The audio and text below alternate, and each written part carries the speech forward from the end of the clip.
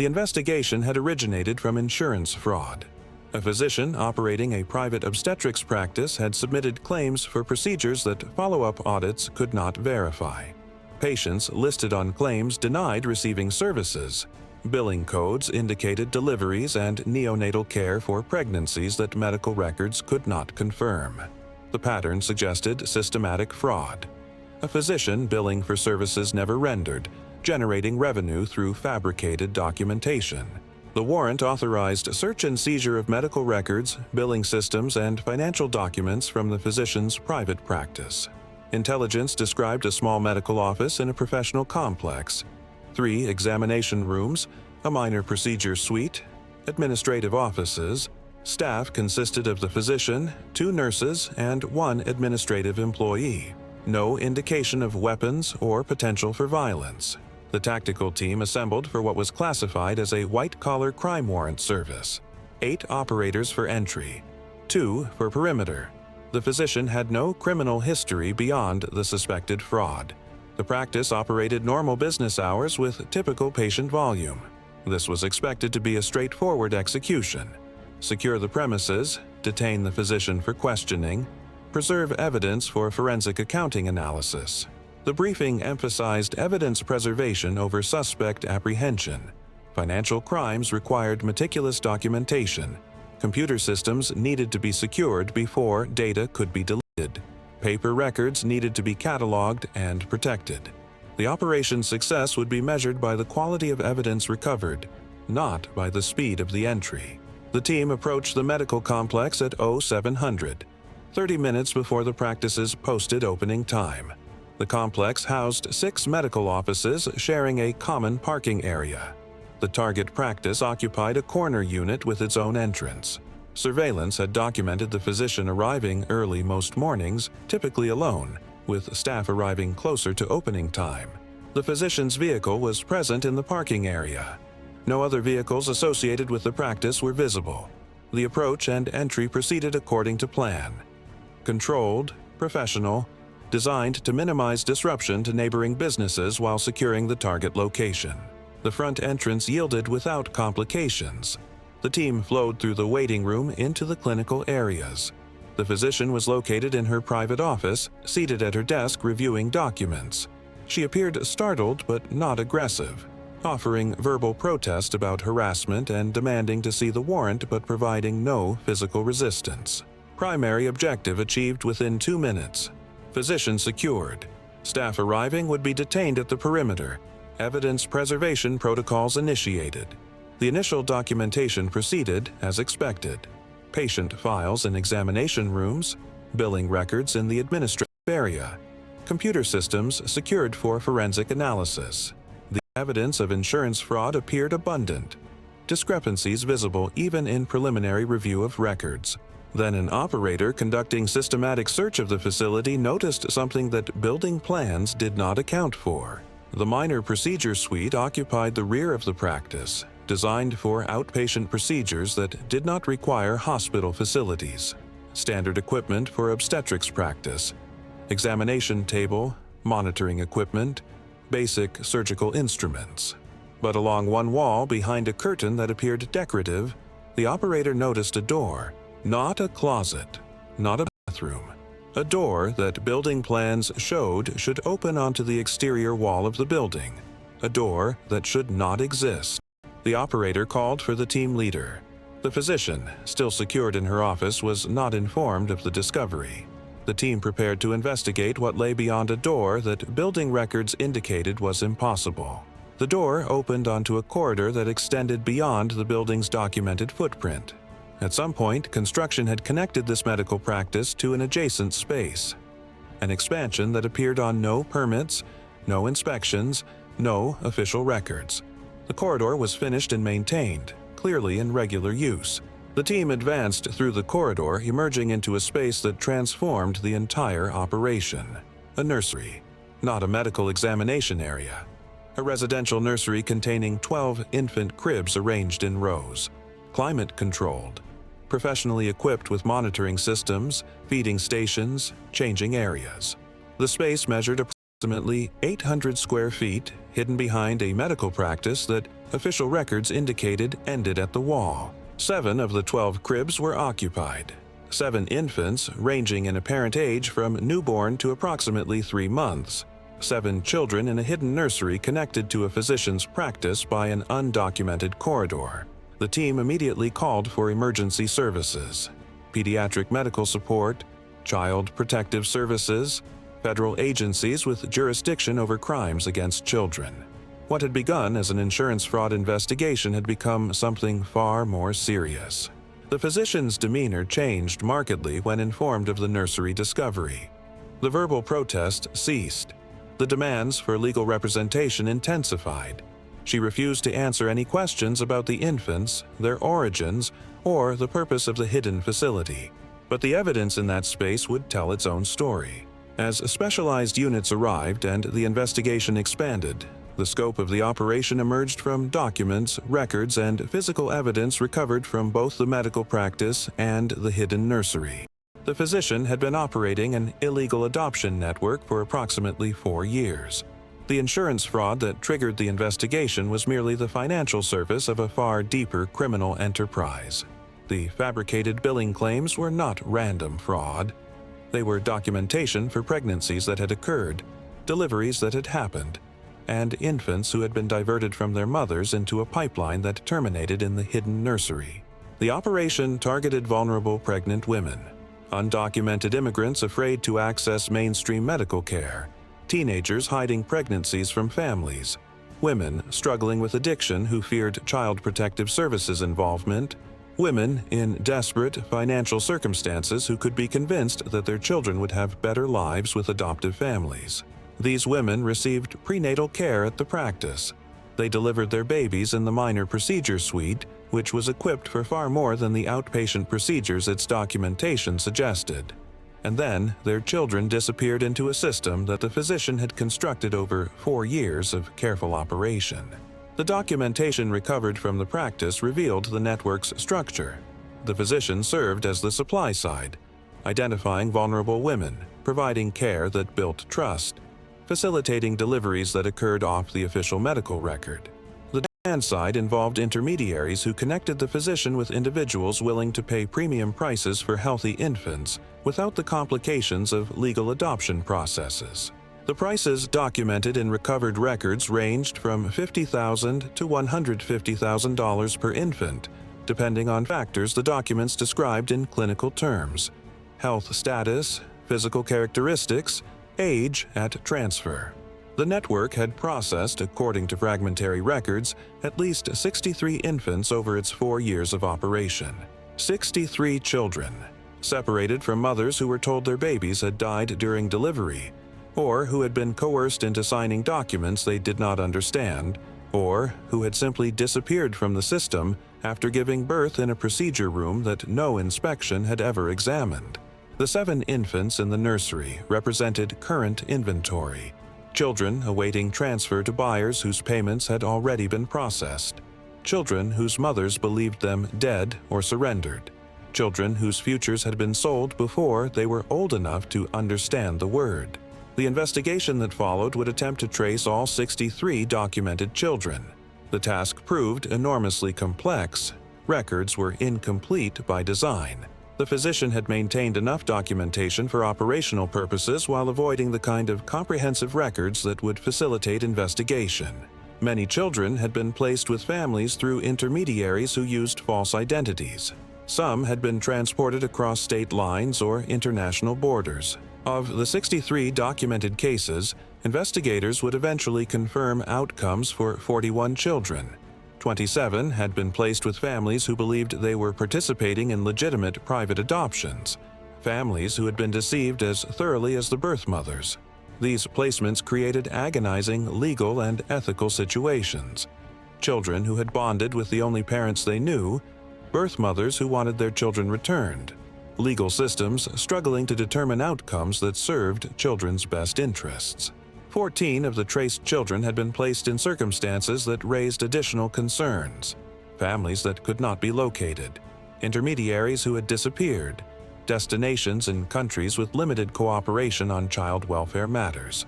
For these 14, the investigation could document their entry into the network, but not their ultimate fate. 22 children remained untraced when the investigation concluded. Their files existed in the physician's records, but the documentation was insufficient to identify them, their mothers, or their destinations. 22 children who had passed through that hidden nursery into futures that investigators could not determine. The 7 infants recovered during the operation represented a fraction of the network's output, but the entirety of what could be immediately saved. These 7 children were placed in emergency foster care, while investigators worked to identify their birth mothers and determine appropriate permanent placements. For 3 of the 7, birth mothers were identified within weeks. These women had been told their babies died during complicated deliveries. They had grieved. They had struggled with loss that the physician had manufactured for profit. Learning that their children were alive produced emotions that no investigation report could adequately capture. For 2 more infants, birth mothers were identified, but circumstances complicated reunion. One mother had been deported to her country of origin, requiring international coordination to facilitate contact. Another mother's current life circumstances raised child welfare concerns that required evaluation before placement decisions could be made. 2 infants remained unidentified when immediate investigation concluded. Their mothers, whoever they were, had not been documented in ways that investigators could trace. These children would enter the foster care system. Their origins a mystery that might never be resolved. The physician faced federal charges that would ultimately result in conviction and a sentence of 35 years. The network's intermediaries, 5 individuals identified through financial records and communication logs, faced related charges. The buyers who had received children through the network faced complex legal proceedings that varied by jurisdiction and circumstances. But the criminal justice outcomes, while significant, could not address the human damage the network had caused. Mothers who had lost children, children who had been commodified, families who had unknowingly participated in trafficking. The ripples of harm extended far beyond what any prosecution could remedy. The timing of the warrant execution proved critical in ways the investigation would later document. The 7 infants in the nursery were scheduled for transfer within the following 10 days. Buyer arrangements had been finalized. Transportation had been coordinated.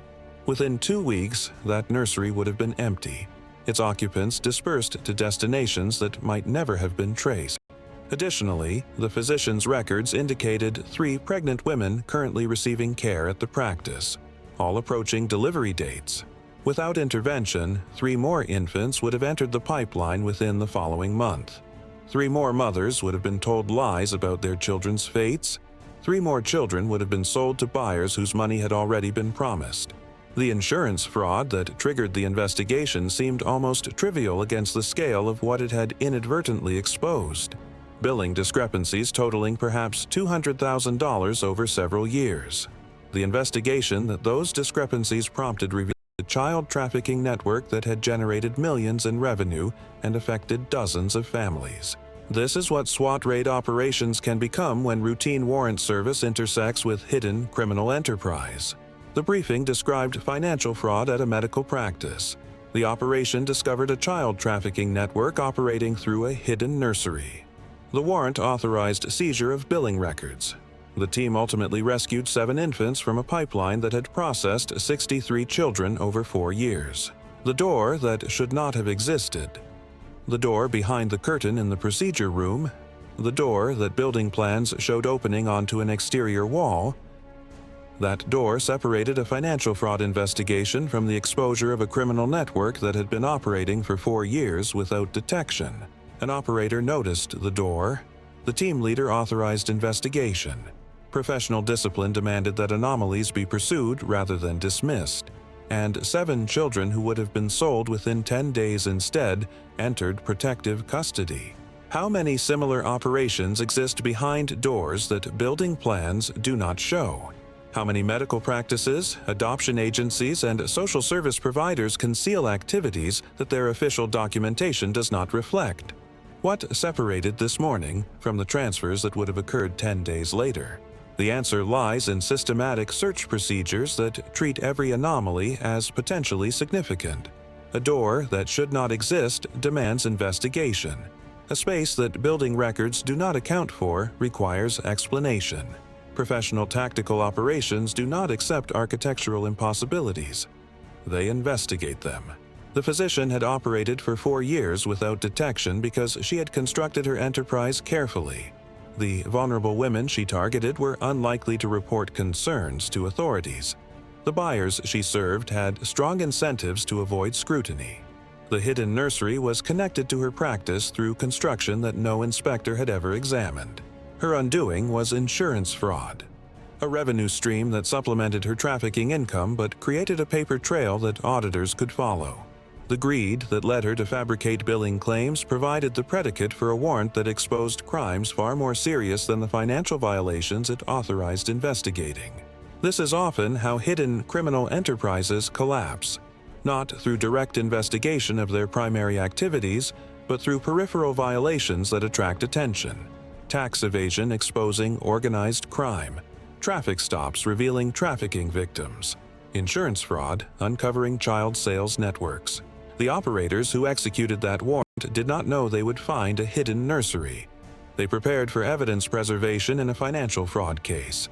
But their training prepared them to recognize when reality exceeded their briefing, to pursue discoveries wherever they led, to protect lives they did not know were at risk. 7 infants in cribs. 7 children whose futures had been purchased by strangers. 7 human beings reduced to inventory in a system that processed children like products. Those 7 children required intervention that began with an operator noticing a door that should not exist. Their rescue began with professional curiosity about an architectural anomaly. Their safety began with a team that refused to accept that a successful warrant service meant the operation was complete. The 63 children who had passed through that nursery before them could not be rescued. Their fates were already determined. Some to loving families deceived about the circumstances of their adoption. Some to destinations that investigators could not trace. Some to outcomes that could only be feared. But 7 children were saved. 7 transfers were prevented. 7 sales were stopped. And a network that had operated for 4 years was exposed, prosecuted, and dismantled. The mothers who learned their children were alive. The families who discovered the truth about their adoptions.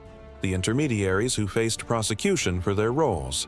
The physician who would spend decades in prison for crimes that insurance auditors had inadvertently exposed. All of it traced back to a door behind a curtain, a corridor that connected a medical practice to a hidden nursery, a space that building records said was impossible, but professional investigation proved was horrifyingly real.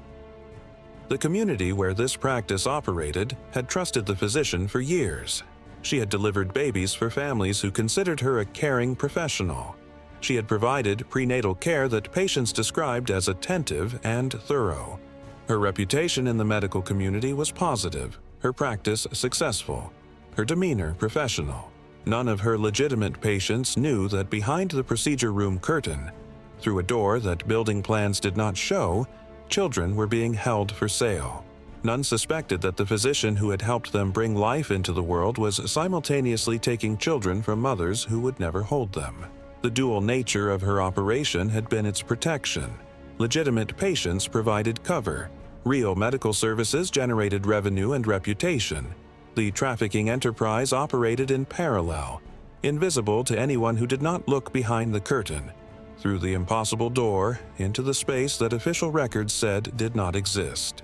When the truth emerged, the community response combined horror with disbelief. How could a trusted physician participate in child trafficking? How could a practice that had served families for years conceal such exploitation? The betrayal extended beyond the direct victims to everyone who had placed their trust in a professional who had violated that trust in the most fundamental way possible. The investigation examined how the operation had avoided detection for 4 years. The physician had selected her victims carefully. Women unlikely to report, unlikely to be believed, unlikely to have resources to investigate inconsistencies in their medical care. She had documented her legitimate practice meticulously while maintaining minimal records of her trafficking activities. She had constructed the hidden nursery through trusted contractors who believed they were building a private residence, unaware of its connection to the medical practice. The architectural deception was sophisticated. The nursery appeared, from the exterior, to be part of an adjacent building. The corridor connecting it to the practice was concealed behind what seemed to be a permanent wall. Only someone who measured the procedure room, compared it to building plans, and noticed the discrepancy would have any reason to suspect the space existed. That suspicion arose because a tactical operator noticed a door that should not be there. Professional observation identified an anomaly that 4 years of routine inspections had never caught. Systematic search procedures revealed what deliberate concealment had hidden. This is why tactical training emphasizes comprehensive search protocols. This is why professional discipline demands investigation of inconsistencies. This is why SWAT raid documents operations where attention to detail transforms warrant service into life-saving intervention.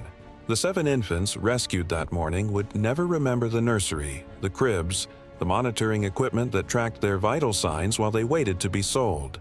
They would grow up without knowledge of the days they spent as inventory in a trafficking network. But their mothers, at least those who could be identified and located, would remember. They would remember being told their babies died. They would remember the grief that followed. And they would remember the moment investigators told them the truth. Their children were alive, had always been alive, had been stolen rather than lost. That truth began with an insurance fraud investigation. It continued through a warrant service that seemed routine. It emerged when an operator noticed a door that building plans said was impossible. Subscribe to SWAT Raid for more tactical operations stories about unexpected discoveries that revealed threats far larger than intelligence suggested, where professional training and adaptation prevent catastrophe.